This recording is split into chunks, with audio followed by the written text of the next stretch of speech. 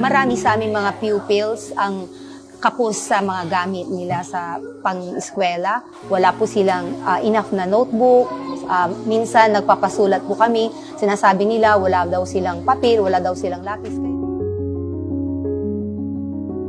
Talagang masaya po sila. Kanina po na nabigyan po sila ng mga bag na may mga lamang school supplies. Talaga yung mga bata, hindi mo maipinta yung kanilang saya.